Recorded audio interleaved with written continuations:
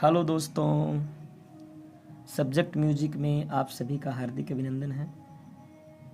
आज मैं आप लोगों को क्लास 12th के हिंदी का पद खंड पढ़ाने का प्रयास करूंगा। और आप लोगों ने बहुत सारी वीडियो देखा होगा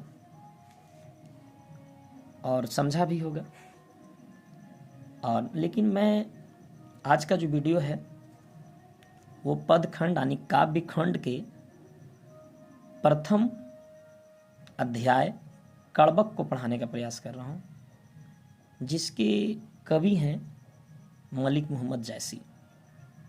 तो कवि मलिक मोहम्मद जैसी ने विधाता के द्वारा बनाए गए अनेकों रचनाओं का उदाहरण लेकर हम सबों को ये बताने का प्रयास किया है कि विधाता के कई रचनाएं ऐसी है जिसमें बहुत सारे अवगुण हैं, बहुत सारे दोष हैं, बहुत सारे कलंक हैं।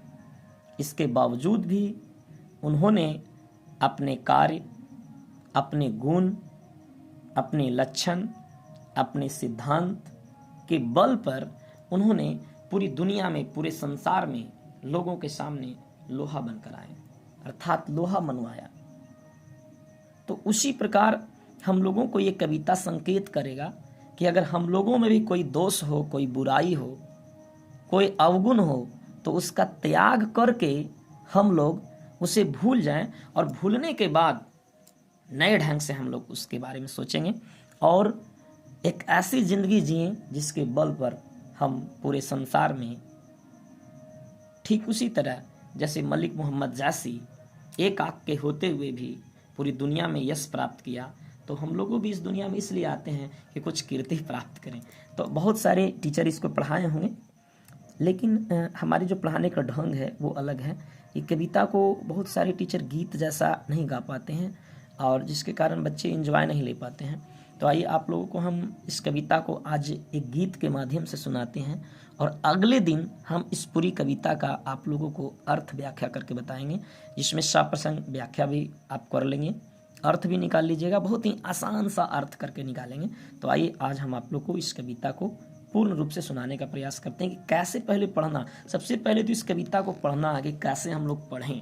तो चलिए आइए आप लोग के सामने इस कविता का जो कड़बक है, कड़बक जो मलिक मोहम्मद जैसी ने लिखा, उसमें 2 पद लिखा है।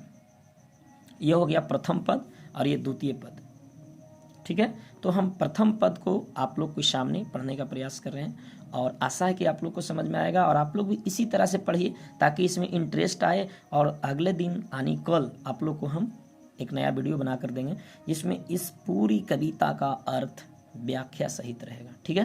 तो चलिए कविता को हम लोग शुरू करते हैं। कैसे गाते हैं, कैसे पढ़ा जाता है, वो आज हम लोग देखेंगे। एक नैन कवि मुहम्मद गुनी, एक ही नैन कवि मुहम्मद गुनी, सोई बिमोहा जई कवि सोनी। ये प्रथम पद था।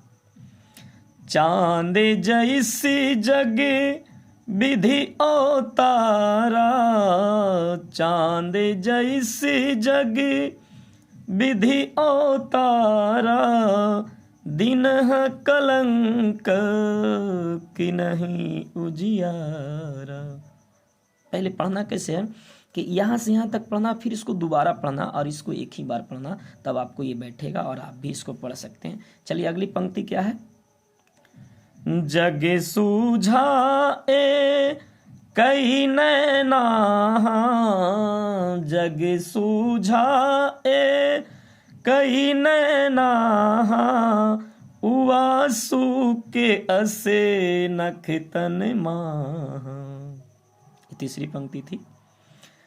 जौलहि अम्बहि डाभ न होई, जौलहि अम्बहि डाभ न होई, तौलहि सुगंध बसाई न सोई।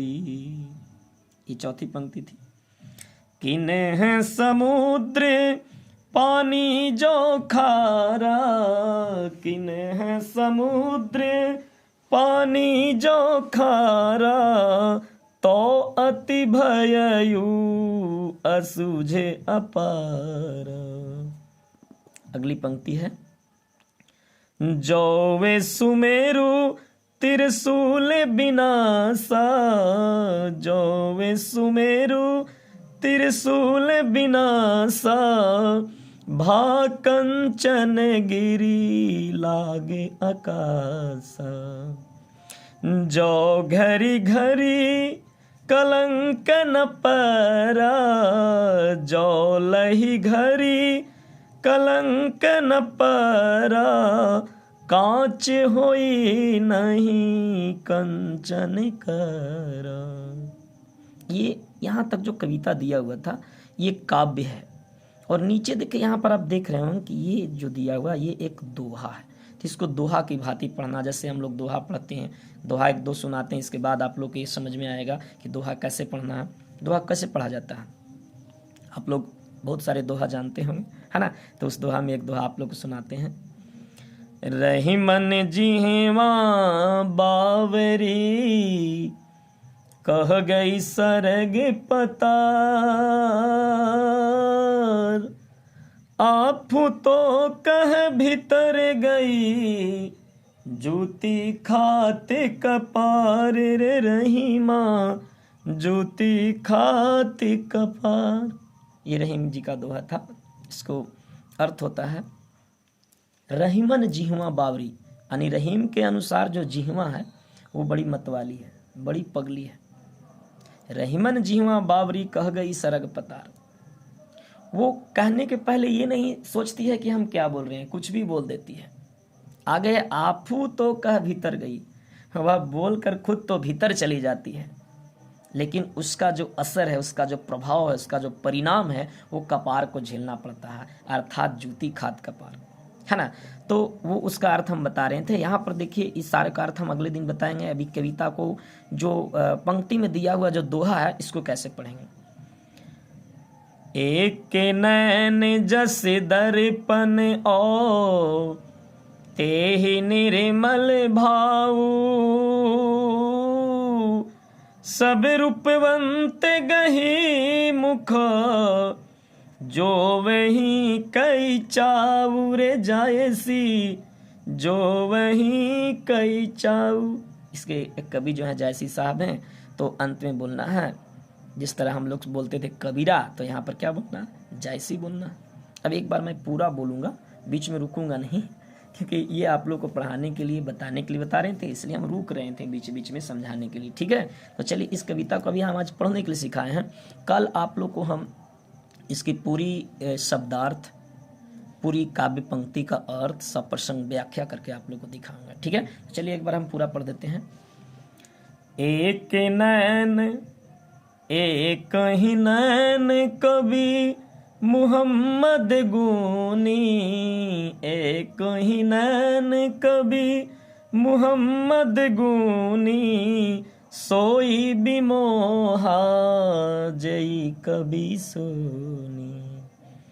चांद जैसी जग विधि अवतारा, चांद जैसी जग विधि अवतारा, दिन कलंक कि नहीं उजियारा।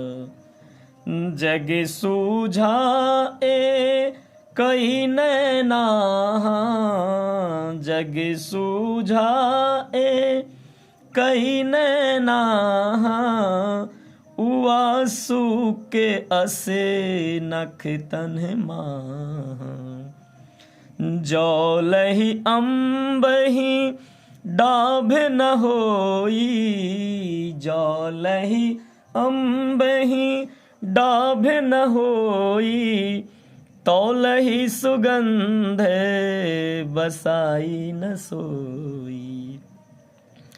किन्हीं समुद्र पानी जो खारा, किन्हीं समुद्र पानी जो खारा, तो अति भययु असुझे अपारा। जो वे सुमेरु त्रिशूल बिनासा, जो वे सुमेरु त्रिशूल बिनासा, भाकंचन गिरी लागे आकाशा।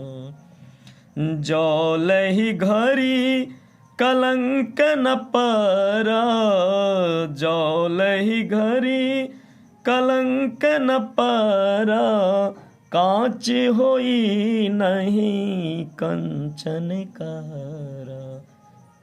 और अब ये दोहा है। एक नैन जस दर्पण ओ, तेहि निर्मल भाऊ, सब रूपवंत गही मुखा, जो वहीं कई चाउर जायसी, जो वहीं कई चाऊ। धन्यवाद दोस्तों। आप लोग को ये पूरी जो कविता है इसको हम पढ़कर अभी सुना रहे थे, और कल आप लोग को इस पूरी कविता का अर्थ, इसकी पूरी शब्दार्थ के साथ आप लोग को बताएंगे, देखना नहीं भूलेंगे। तो आज के लिए बस इतना ही। धन्यवाद। जय हिंद। Good bye.